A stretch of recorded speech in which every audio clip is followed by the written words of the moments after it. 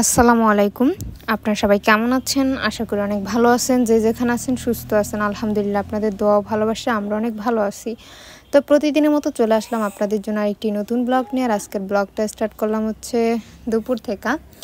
দুপুরে আজকে আমাদের বাড়িতে একটু ভালো মন্দ রান্না করা হয়েছে। আজকে হচ্ছে শুক্রবার।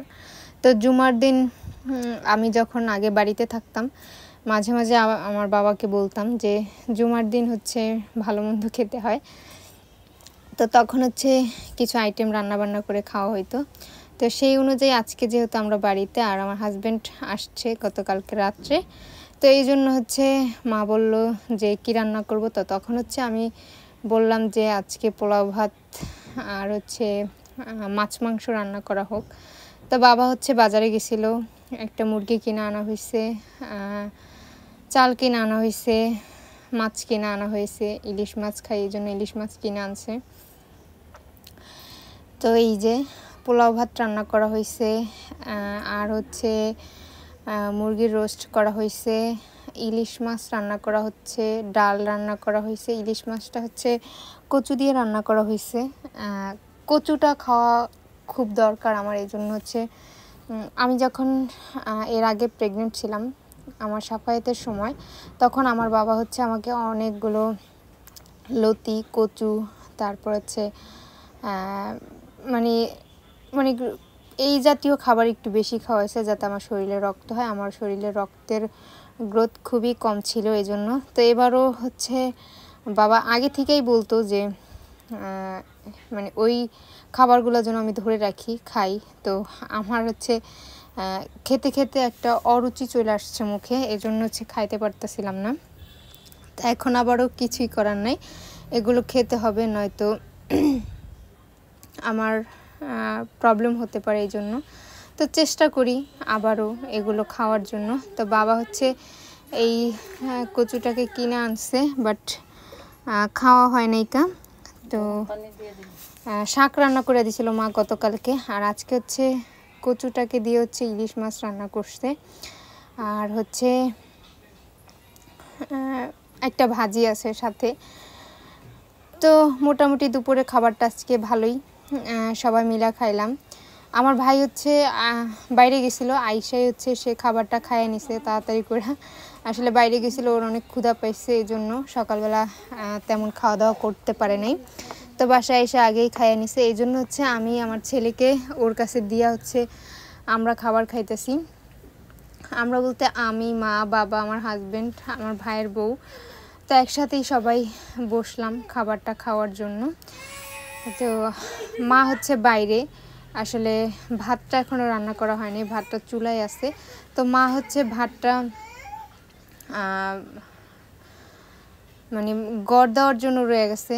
গড় দেয় সেটা আপনারা জানেন, গড় কি আসলে ভাতের মার ফেলার জন্য যেটা করে সেটা।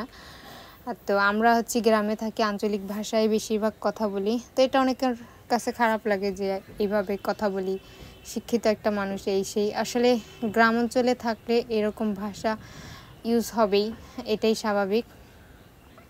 আর এই জন্য হচ্ছে আমি খাবারটা সার্ভ করলাম যতটুকু পারলাম। আমার হাজব্যান্ডকে দিলাম, বাবাকে দিলাম, মাকে দিলাম, ভাইয়ের বউকে দিলাম, প্লাস সব শেষে হচ্ছে আমি খাবারটা বেড়ে নিতেছি। আমি হচ্ছে পোলাও ভাতটা এমনিতে পছন্দ করি না খুব একটা, আর খেতেও পারি না তত একটা।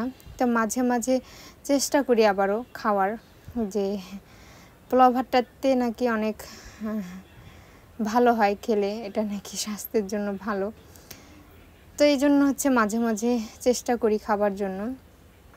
আর এই যে আমার ছেলে, সে হচ্ছে খুব দুষ্টুমি করে, বিকাল টাইম দুষ্টুমি করতেছে।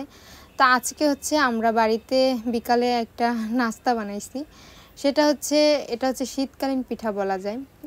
শীতকালে এই পিঠাটা খাওয়া হয় সচরাচর আমাদের গ্রাম অঞ্চলে। তো আমার হুট করে মনে হলো যে আমি এই পিঠাটা খাবো, আমার অনেক খাইতে ইচ্ছা করছে।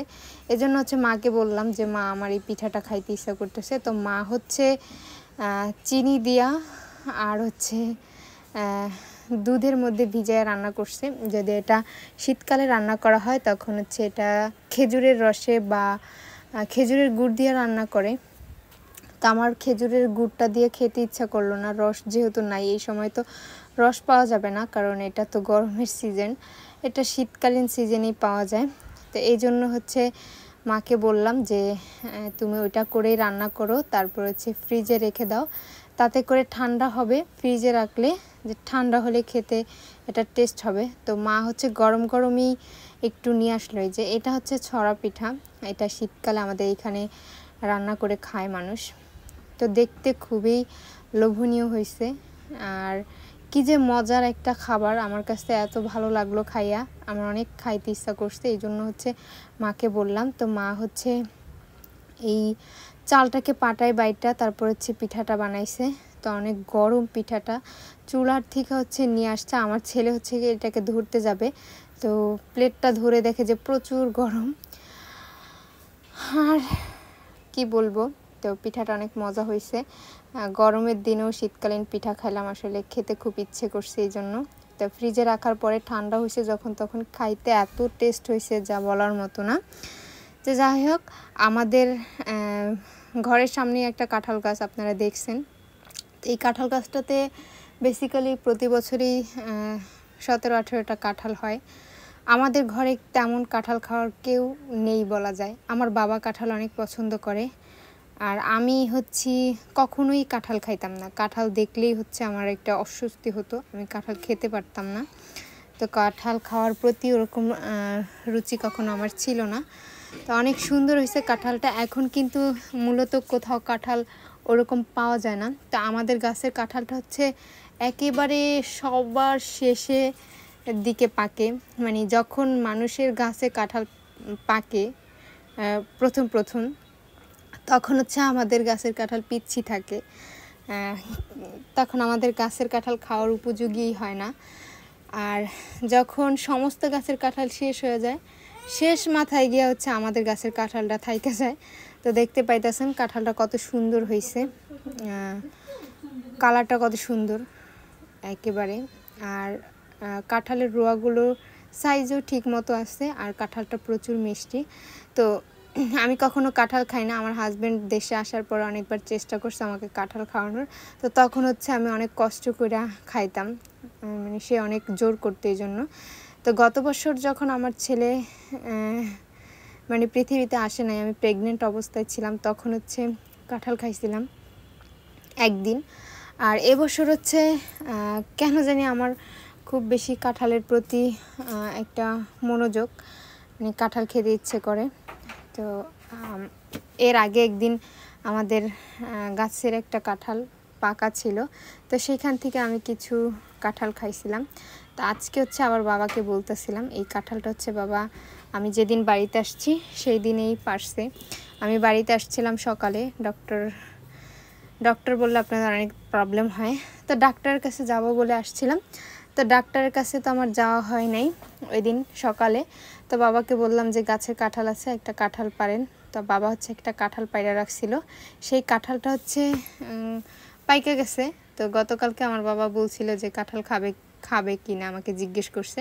তো তখন আমার ভালো লাগে নাই, সকালবেলা ঘুম থেকে আমি এখনও উঠি নাই, ঘুমে তো আমার বাবা ডাকতেছিল যে ওঠো কাঁঠাল খাবে, কাঁঠালটা পেকে গেছে, হয়তো নষ্ট হয়ে যাবে, এরকম বলতেছিল। তো তখনও কাঁঠালটা খাওয়া হয় নাই। সকালে নাস্তা করছিলাম পরোটা ভাজি ডিম দিয়ে, তারপর হচ্ছে সেই পিঠাটা খাওয়া হয়েছে, তারপর হচ্ছে এই কাঁঠালটা এখন হচ্ছে বাবাকে বললাম, বাবা হচ্ছে শুয়েছিল, বাবাকে ডেকে উঠাই হচ্ছে কাঁঠালটাকে খেলাম, যে বাবা উঠো, হ্যাঁ কাঁঠালটা ভেঙে দাও, কাঁঠাল খাবো। তো খুবই ভালো লাগলো কাঁঠালটা খেতে, তো মুড়ি দিয়ে হচ্ছে একটু কাঁঠাল খেলাম। তো এবছর হচ্ছে আমি 2বার কাঁঠাল খেলাম, তো ভালোই লাগলো। যাই হোক, আর আপনাদের সাথে কিছু রান্নার রেসিপি শেয়ার করলাম, আশা করতেছি আপনাদের ভালো লাগবে। যদি আমার ভিডিও ভালো লাগে অবশ্যই সাবস্ক্রাইব করবেন, লাইক করবেন, কমেন্ট করবেন, শেয়ার করবেন, অবশ্যই সম্পূর্ণ ভিডিওটা দেখবেন, আশা করতেছি আপনাদের ভালো লাগবে। আর একটা কথা, যারাই আমার ভিডিও দেখেন আমাকে উৎসাহ দিবেন যে এরকম ভিডিও যেন মেকিং করতে পারি আপনাদের জন্য। কিন্তু আজে বাজে কথা নাই বলেন, প্রত্যেকটা সংসারে ঝামেলা থাকে, তেমনি আমার জীবনেও কিছুদিন পর পরে হচ্ছে একটা অশান্তি সৃষ্টি হয়, যার কারণে আমার মনে হয় যে এটা হয়তো সব সময় চলবে, এটার চাইতে দূরে থাকি হয়তো ভালো থাকবে এরকম মনে হয়। তো জানি না এরকম কেন হয়, উপরওয়ালা এরকম কেন বারবার সৃষ্টি করে আমাদের মাঝে। তো এগুলো যেন কখনো না হয়, উপরওয়ালার কাছে সবসময় শুকরিয়া করি। আমি বেশি কথা নাই বলি, হয়রান হয়ে গেছি কথা বলতে বলতে। তো আজ এই পর্যন্ত, সবাই ভালো থাকবেন, সুস্থ থাকবেন, ভুল ত্রুটি হলে অবশ্যই ক্ষমা দৃষ্টিতে দেখবেন। আল্লাহ হাফেজ। দিয়ে দিলাম, এখানে ভালো করে একটু কষাবো।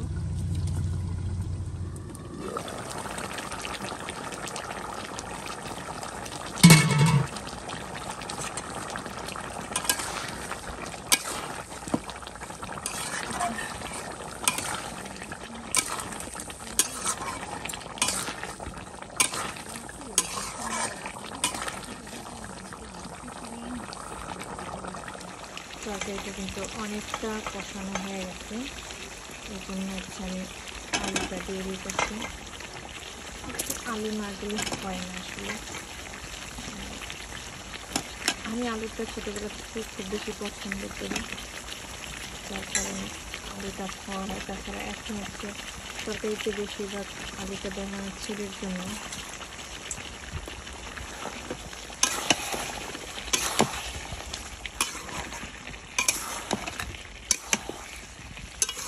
এটাও দিই, একটু আলু দিলাম।